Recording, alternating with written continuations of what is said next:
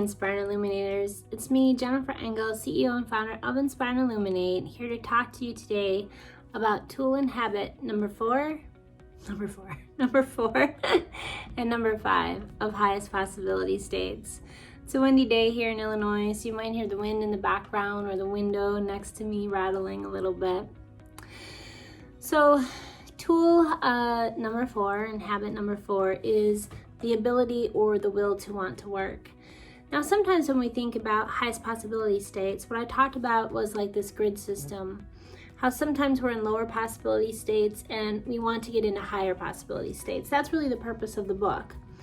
But I think sometimes that gives the connotation that we have to be in like this super low possibility state or a really low possibility state in order to get higher.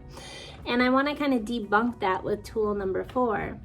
It doesn't necessarily mean that we have to be in like this super low possibility state. What it could also be is that sometimes when we open up our subconscious or we look into it, we've had some beliefs and habits and things that have kept us pretty steady over time. And for the most part, that's fine. They've worked really well for us. But it's going to be a lot like a diet or an exercise routine.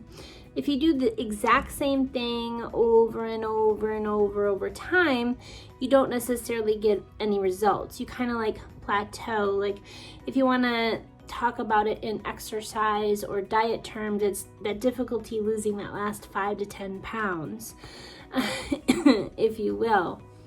So sometimes accessing highest possibility states is really just taking tiny steps and looking at it like we want to do a remodel. You know, it's very similar to living in a home for 15 or 20 years. Every once in a while, the walls get dirty, the paint chips, things crack, things break. And what we need to do is not do a big radical remodel, although sometimes we might want to do that. A lot of times it might be something simple like adding a couple throw pillows or repainting a room or things like that. So we don't always have to be in this like low state in order to get to a higher possibility state. There are tips and tools and strategies specifically in tool number 5 if you are there, how I've gotten out of it at different times in my life. But also it could be something just as simple as, you know, I've kind of had these same thoughts and beliefs and things like that my whole life, and it's just kind of keeping me stagnant. It's not really pushing me to grow anymore. I need a couple throw pillows or to repaint a wall within my subconscious mind or thoughts in order to push me just a little bit higher. So that's what tool and habit number 4 is going to challenge and help my readers get through. And then we're going to move into tool and habit number 5, which is accepting some feedback, some constructive criticism, if you will. So basically, tool and habit number 5 is once we make these changes and we start going off on our journey to get to a little bit higher place and we come and we form our plans, we ask for feedback and support from others. You know, a lot of times people feel that they're alone, and most of the time I would say that that's just not the case. They're just maybe in this place where they can't always see the feedback and the support that they have around them. And other people are lucky enough where they can totally see the feedback and the support that they have around them all the time.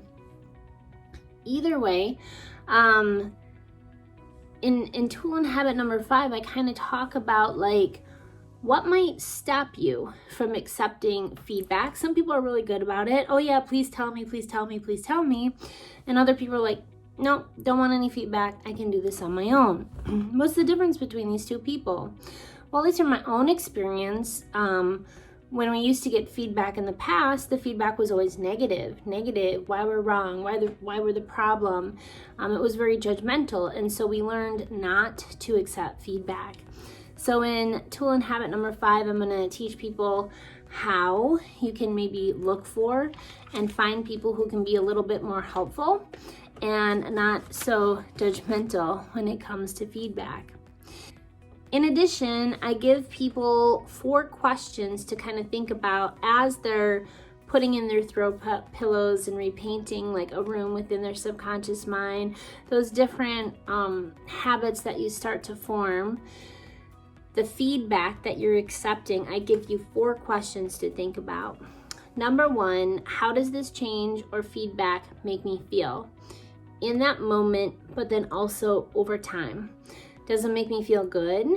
Sometimes, I'll be honest, it challenges me in the moment, or it makes me feel good in the moment, but then when I kind of let it sit and digest after a while, I can see that that feedback was appropriate. It was more like my ego getting in the way. Or maybe it made you feel really great in a moment because it was like, oh yay you, but then you realize that, okay, that person wasn't really giving me the most helpful feedback. That was something I heard in my writers group. Like, I'm tired of hearing how wonderful of a writer I am. I need to see the areas where I really need help and work in my writing, okay? So how does that feedback make you feel in the moment and over time once you've actually digested it? The second question that I have people think about when they're accepting feedback is, was there some truth in the feedback that what this person was telling me? You know, sometimes we don't always like to hear feedback because it hurts our ego.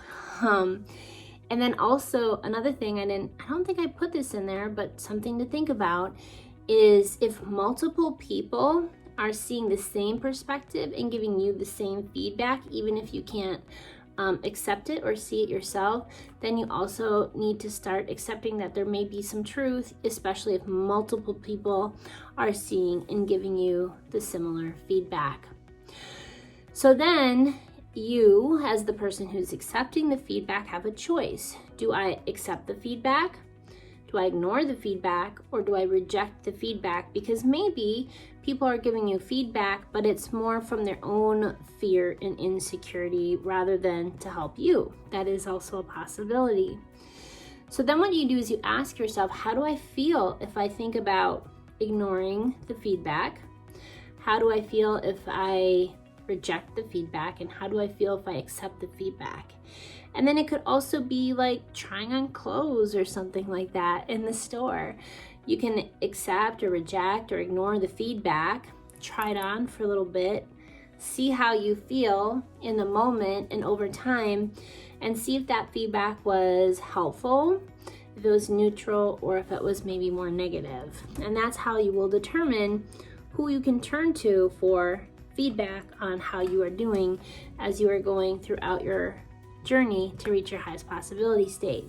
Because you definitely do not want to do that alone. People who actually have a team and people and support behind them are a lot more successful at making changes over time. So that is the tool and habit number 4 and 5 that is going to be discussed in the book. Thinking about where are you within that grid system? How many steps or how little steps do you think that you need to make in order to get to your highest possibility state? And then also thinking about feedback as you are going throughout your journey. I hope that this, or at least these questions that I posed today, can help you as you're going through your own journey, whether you read highest possibility states or not, so that you can use your own feedback for others and your own self-reflection to first help yourself and then to help those around you. Because now more than ever, the world desperately needs it, and it needs you. Peace and blessings.